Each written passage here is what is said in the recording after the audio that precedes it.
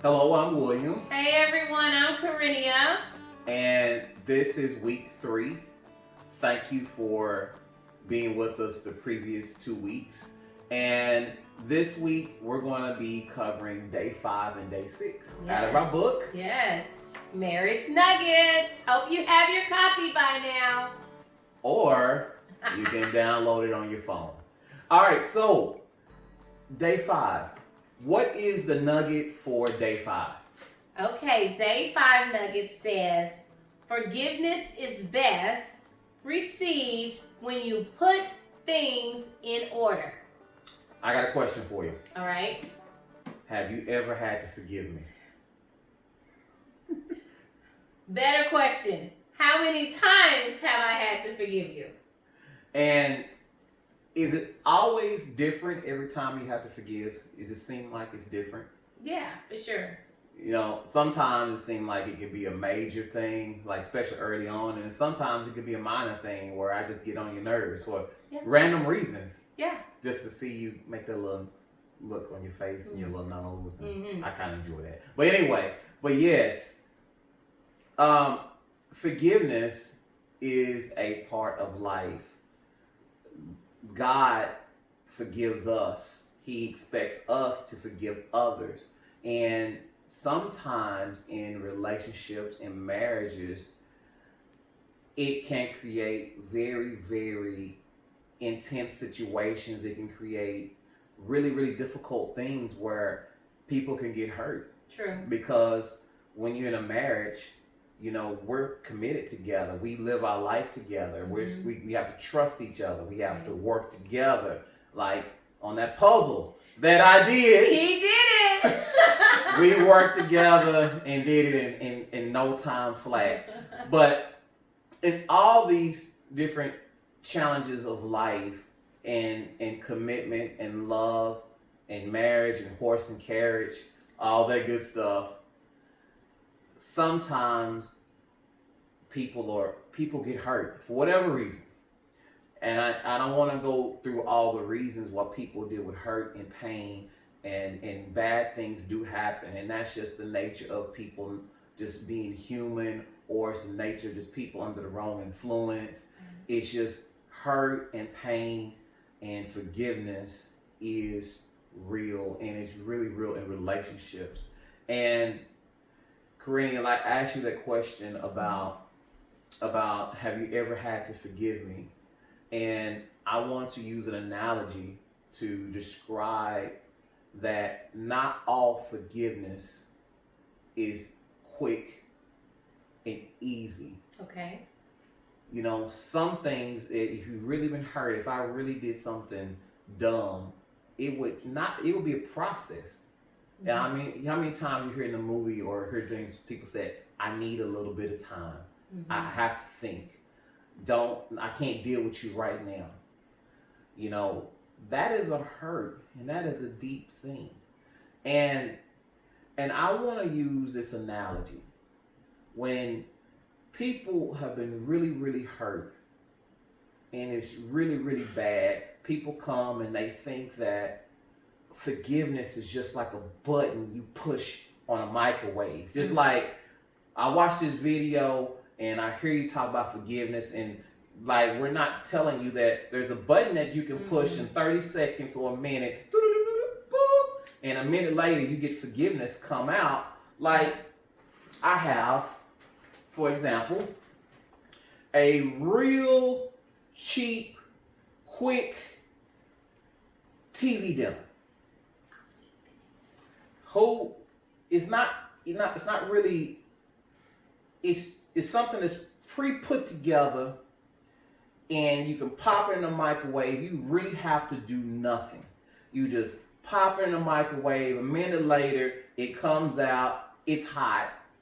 It's somewhat edible, and it's supposed to get the job done. Well, this doesn't really work. Think about it like this.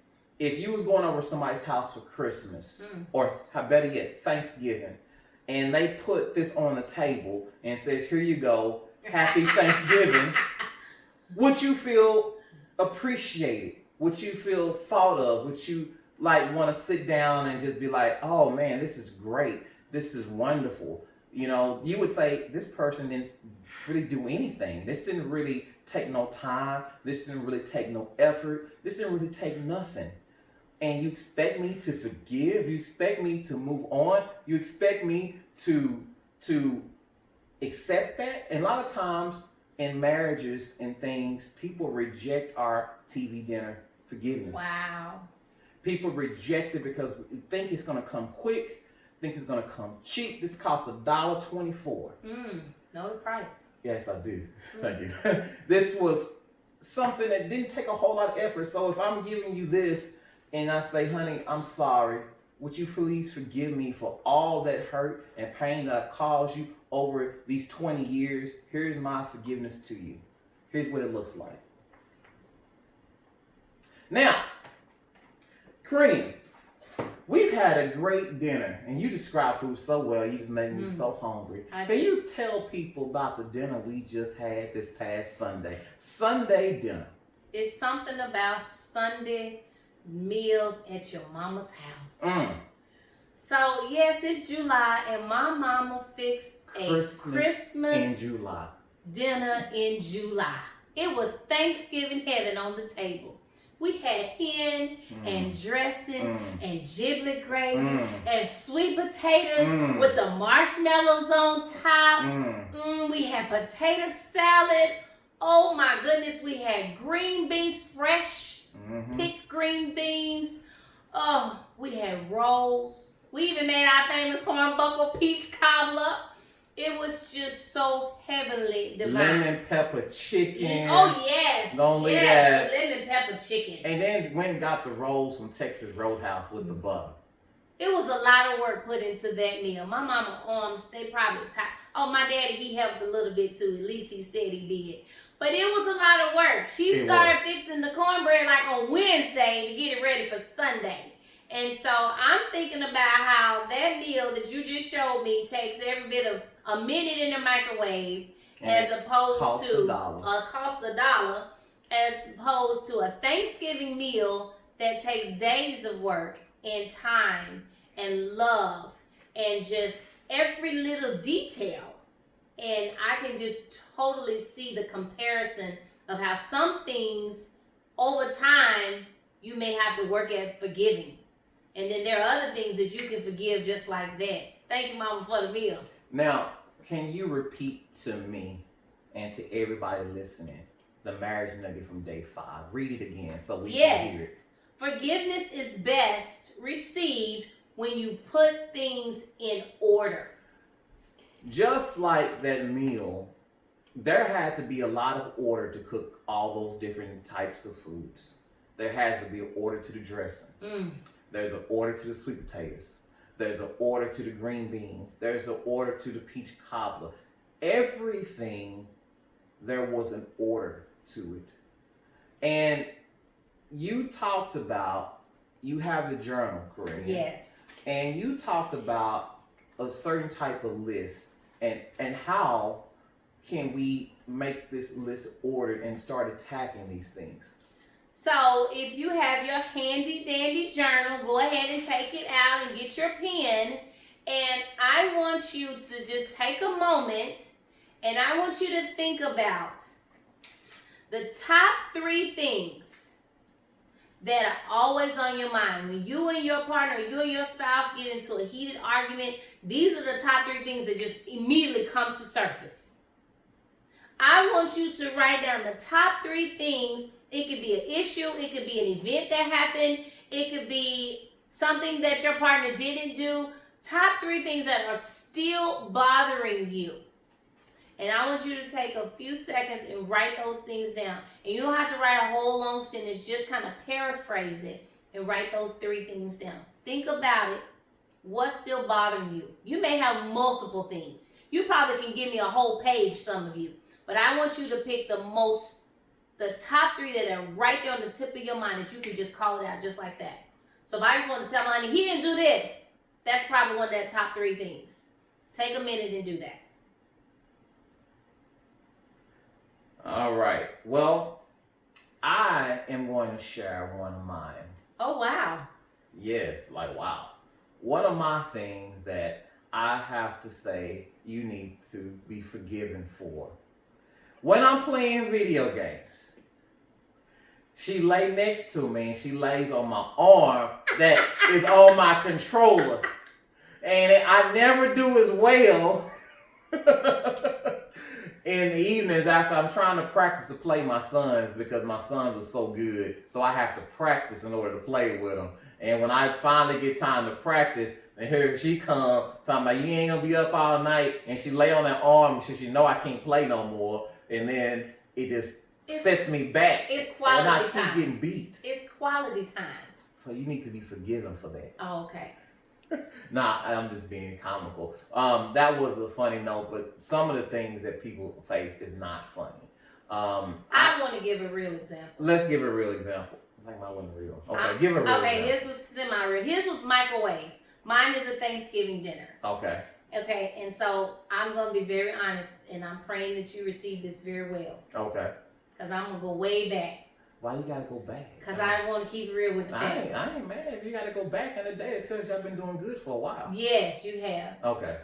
One thing that I've had to forgive my husband, and I'm pretty sure many of you can relate, when we first got married, I felt like my husband put his mother first. Okay. I felt like a lot of the decisions that we made, a lot of places we went, it was really, really geared towards his mom having the input first. Many times we came to a collective decision, but just the way I felt like, you know, your mother had a lot of control. And that took some time. That was a Thanksgiving meal. Mm-hmm. That took some time for me to forgive you, to say, your mother is important to you. Mm-hmm. And my mother is important to me. And I believe you could say the same with me. My mother, my sister, highly influential in the beginning of our marriage. Mm-hmm. But I didn't see it in that light. It was very offensive to me. Mm-hmm. That I always felt like I was second. Mm-hmm. And so I had to really pray and ask God over the years, God, you know, take that from me. And mm-hmm. so, you know, here we are today. Mm-hmm. And I feel like I'm a priority. And I know it's because I didn't constantly nag him about that. That was something I went to God with. And God had to change some things in me. He had to show me, because the same thing I was accusing my husband of, I was doing the same thing. And so when I started taking inventory of myself, I was able to forgive him. And even to this day, I love my mother-in-law. And I know my husband loves his mom. And it's in order now. Everything is in order now. And that's what we're saying. Putting things in order allows forgiveness to take place. And let me ask you this question. How long did it truly take for you to get to this point where you feel like I'm free from that, I'm forgiven for that? Because it didn't happen overnight. No. And how much consistency did it take? And just estimate. I would say it took a good 5 or 6 years. Right. At least 5 or 6 years before I could truly get over that. And that's the point, that forgiveness, and I know God always tells us to forgive people. Forgiveness is definitely good for us because it frees us. It's good for the other person.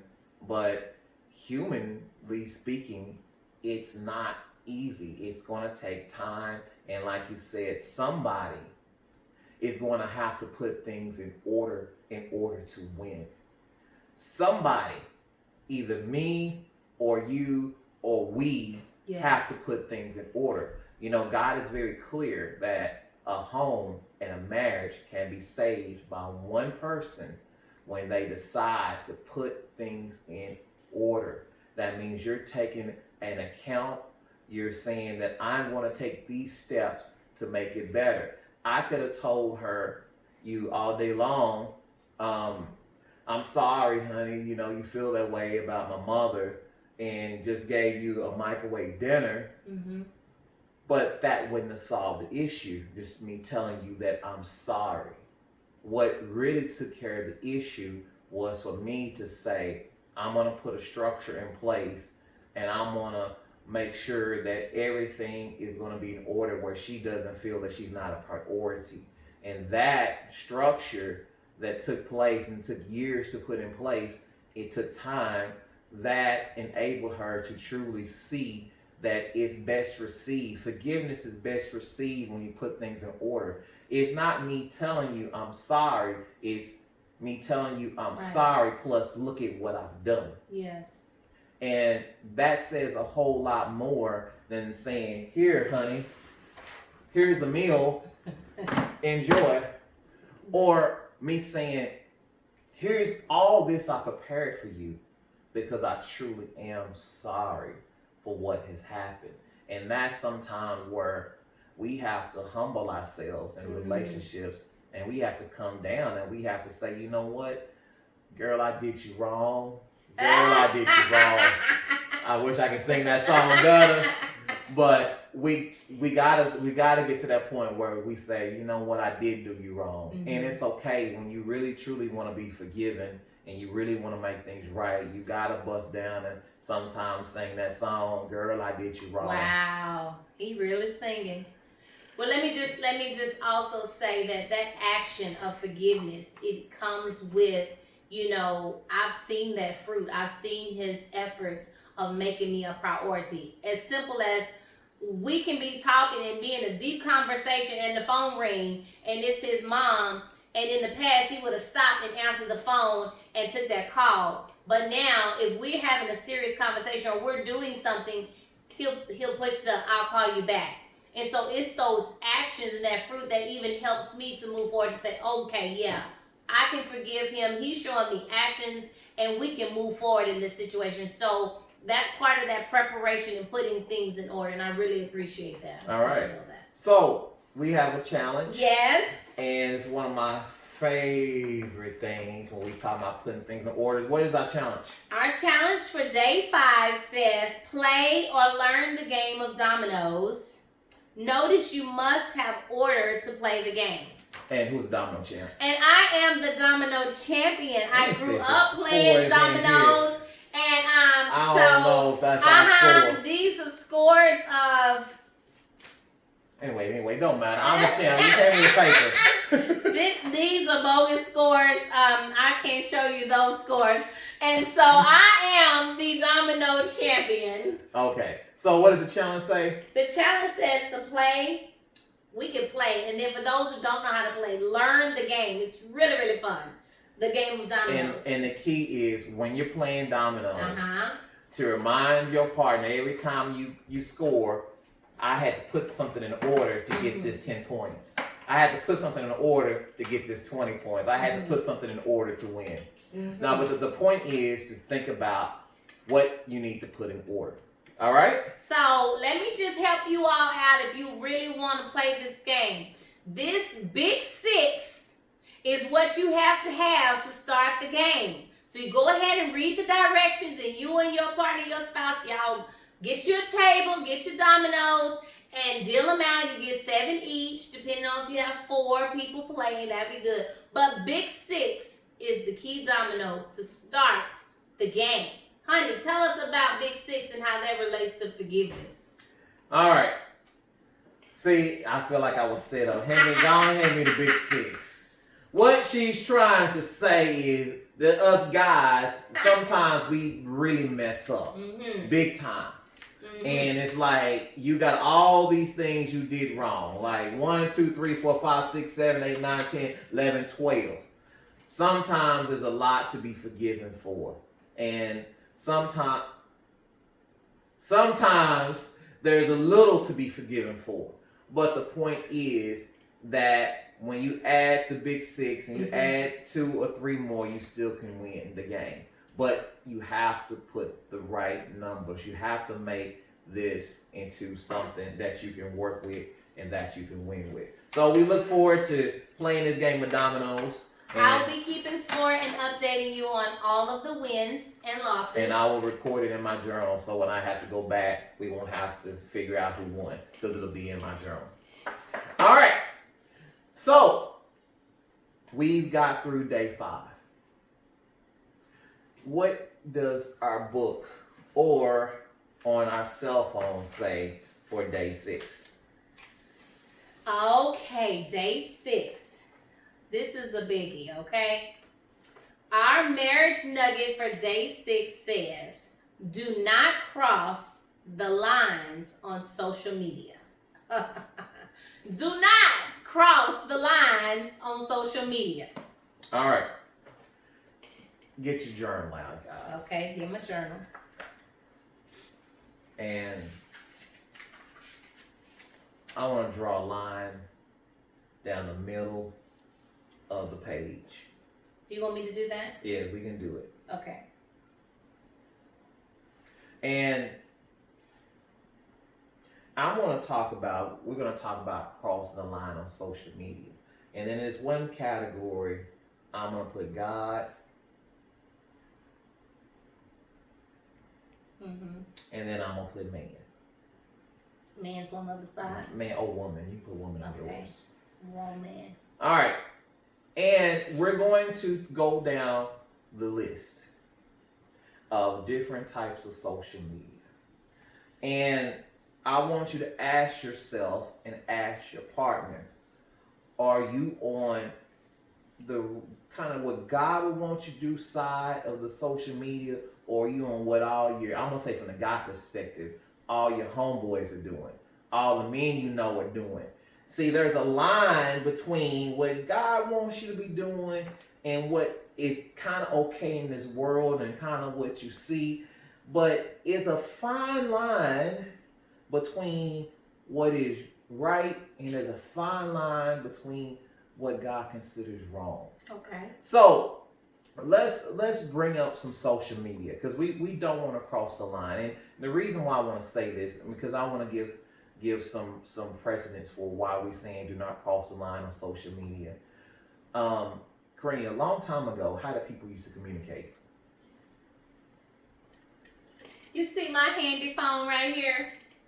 Way back in the day, before I was even born, this was the telephone, one of many. And one thing you're going to notice is there is nothing on here you can see. It's not digital. You can't FaceTime. You can't look at them and do a cash app. You can't do any of that. All you can do is dial the number, and it's the long dial. You hear that? And everybody in the house can hear you ringing.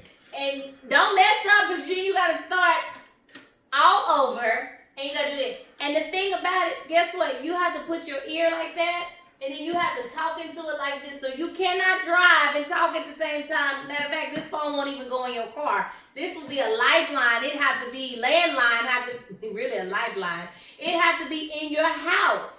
And so you can't mess up too bad with this kind of phone unless your husband or your partner is in the house listening to your conversation. No. Okay, that's how it used to be. We live right now, as of this date, you will never forget this year, 2020. Wow.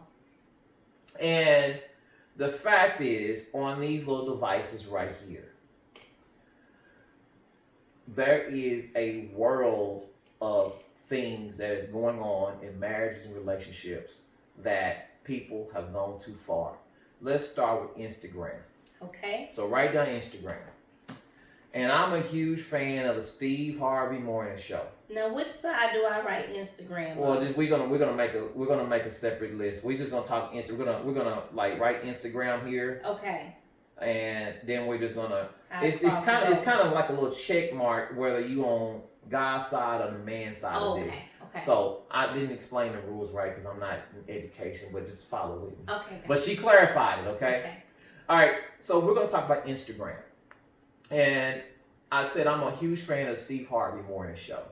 And I've heard on the radio that people are really, really having issues with pictures that they put on Instagram.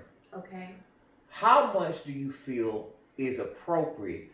Because man has, women have a one standard, but God has another standard. Can you show the people where the line is for Instagram and what's appropriate and what's not appropriate? Yes.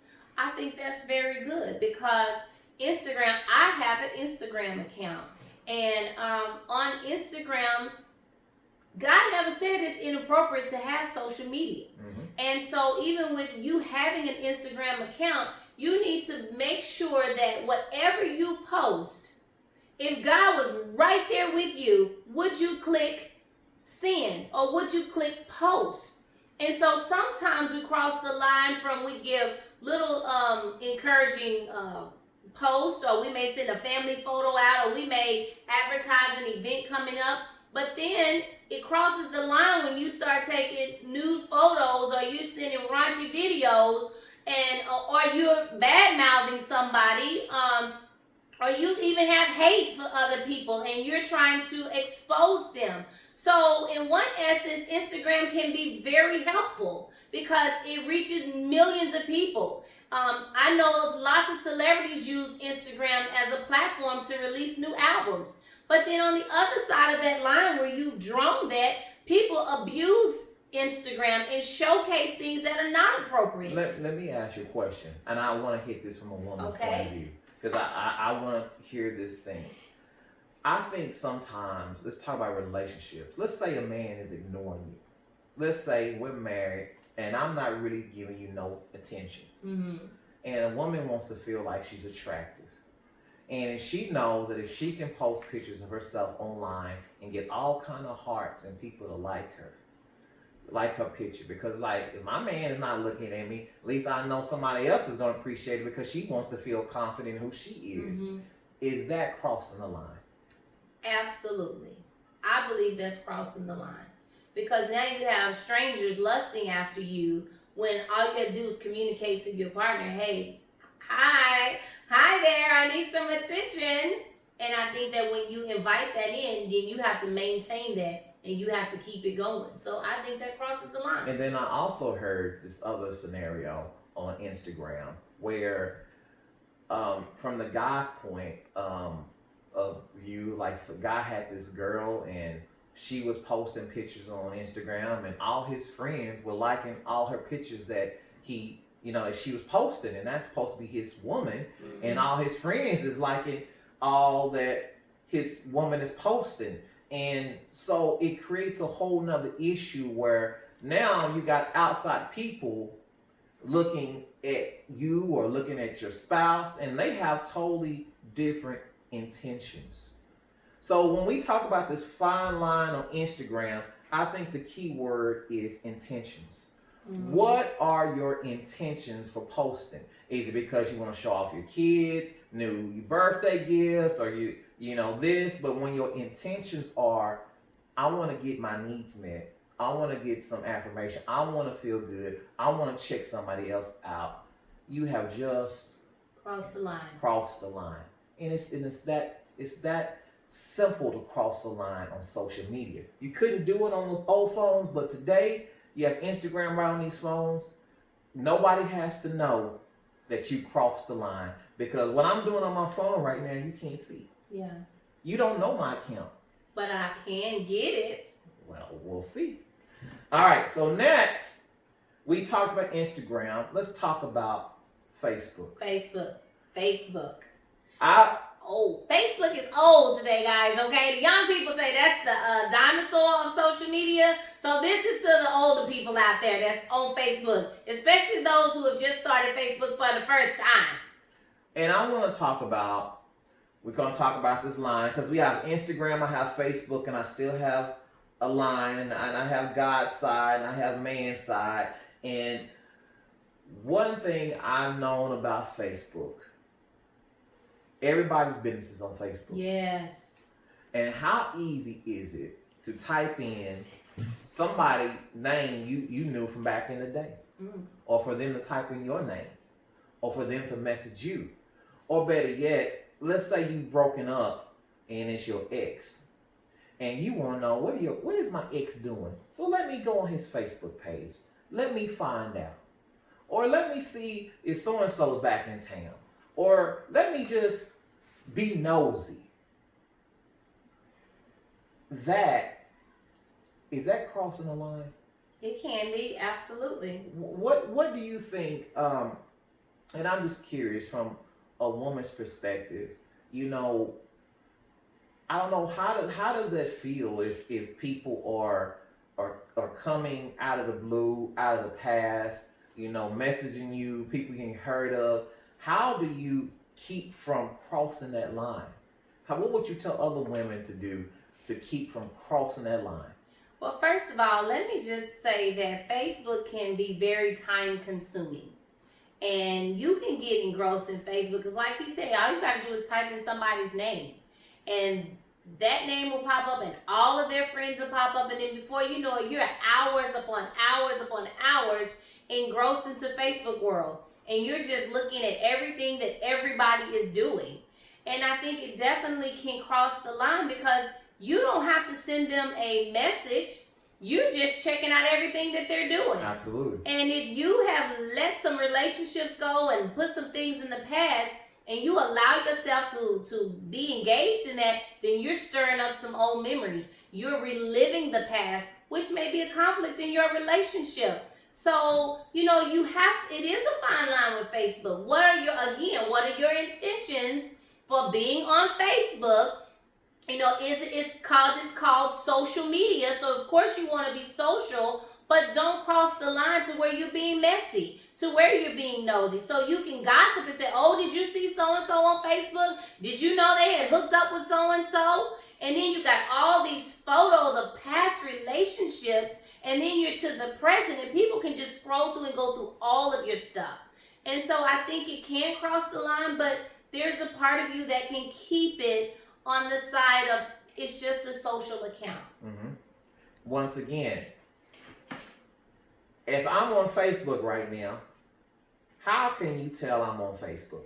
How can you tell what I'm looking at? Because this is my cell phone. I can't tell. So whether or not I'm abiding right or I'm crossing the line, a lot of times your partner never knows because this is my phone. She has her phone. You have your phone. Mm-hmm. I have mine. And these phones that what we are having to illustrate can cause a world of trouble in relationships. Social media, websites, internet. We think it's just what I'm doing because that's what I want to do. I'm not really seeing nobody. So can it be wrong? I'm not physically committing adultery if I like some pictures or I send a message out. I'm not going to see them. I just send a message. Can social media, can that be considered adultery if you are doing things that's inappropriate? What would God say?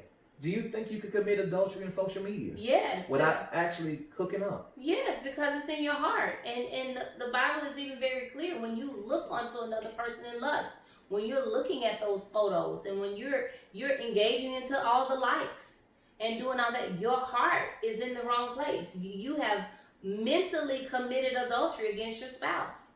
And absolutely. It's very common. And I know I hear a lot of guys talk, a lot of guys, they be like, oh man, check this picture out, or check this out. And they always be wanting to show you what's the latest thing on Instagram or what's the latest video.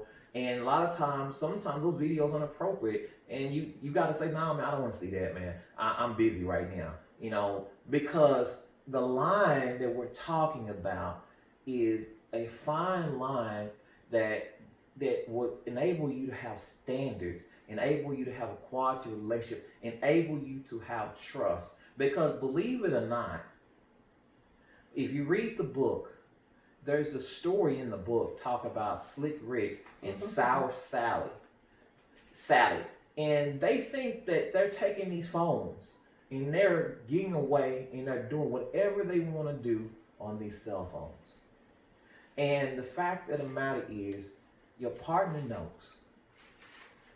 They know when something is not right. People that have been around you long enough know. And sometimes you may be finding yourself in your relationship or your marriage because Slick Rick is doing his thing. Sour Sally saw him. Now she started doing her thing. Now you got 1, 2 people on social media doing their own thing, thinking that they're hiding what they're doing behind a password to their Instagram, TikTok, YouTube, whatever account they got in their phone. Snapchat. They got their password, and they think, I'm slick. You don't know what I'm doing. How are you? What's for dinner?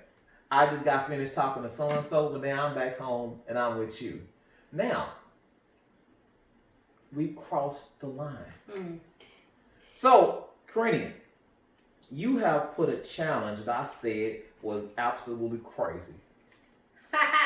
And when she gave it to me, I said, honey, we cannot put this in the book. I said, this is going to cause 911 in people's relationship. But she said, what? I said, let's do it. So tell the people, I'm going to give you all the credit, what your challenge is. So tell them what it is. So, and also let me just say to all of the listening audience, the challenges that we have in our book, we actually do them. And so the challenge for day 6 is to show your partner your social media accounts. Meaning, so honey, you know I have Facebook. Mm-hmm. You know I have Instagram. Mm-hmm. I don't have TikTok. Me either. I used to have Musically. That's old. That's the new TikTok. Real old, yeah. I have Snapchat. I don't ever use it. Uh-huh. But you are more than welcome to go on any of them. So my challenge to you all today is to give your cell phone to your spouse or your partner for a day. Now, by you doing that, you need to give them the password. Hashtag password. Give your spouse the password. It makes no sense to give them the phone without the password.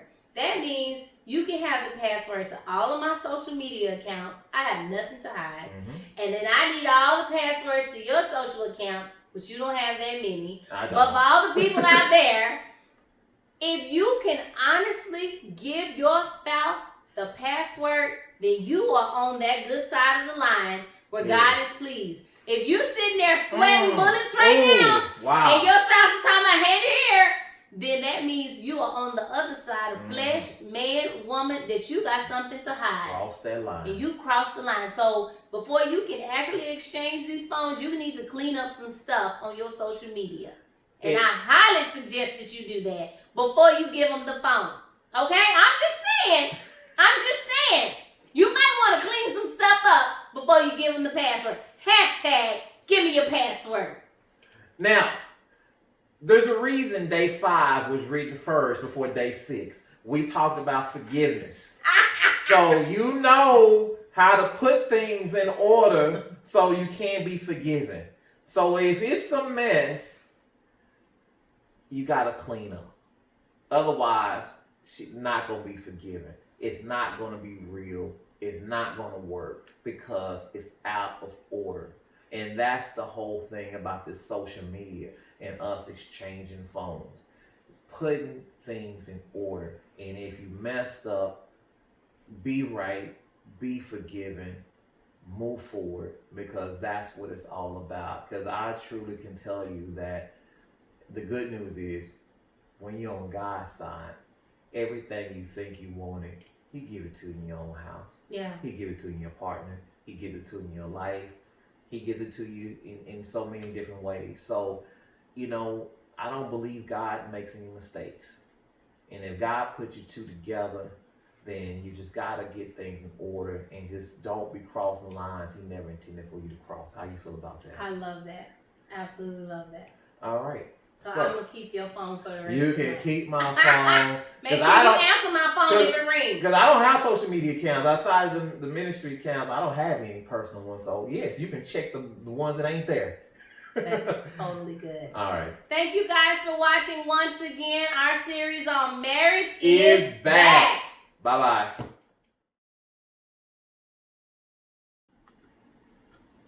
Hello, everybody. Guess what today is?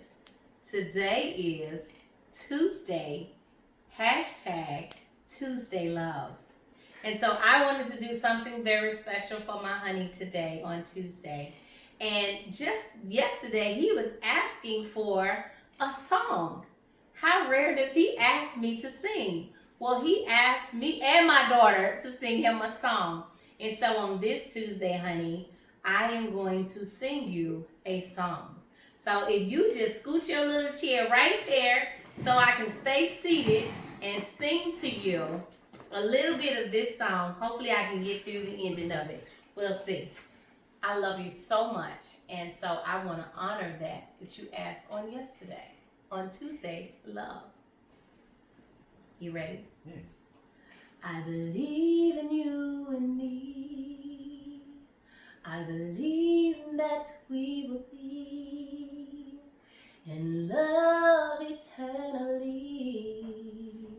Well, as far as I can see, you will always be the one for me. Oh, yes, you will. Said I believe in dreams again. I believe that love will never end. And like the river finds the sea, oh, I was lost. Now I'm free, 'cause I believe in you and me. I will never leave your side. I will never hurt your pride. When all the chips are down, baby, I will always be around, just to be right where you are, my love. You know I love you, boy. I will never leave you out. I will always let you in, yes, to places no one's there. But then, deep inside, can't you see that I believe in you and me? Maybe I'm a fool to feel the way I do, but I will play the fool forever, just to be with you forever.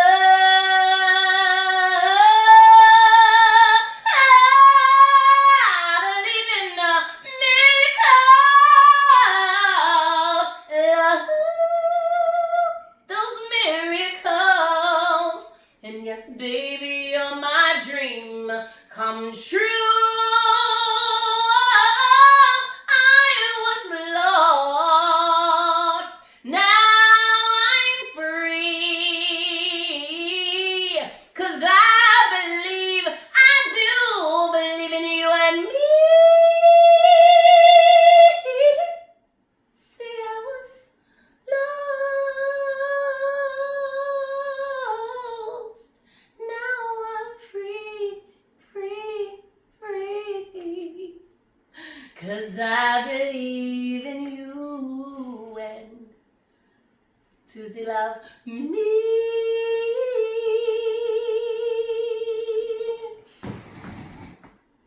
Love you, baby. Oh, thank you. I feel like I should be like Denzel. Is that what love sounds like? All right, cut. Yes.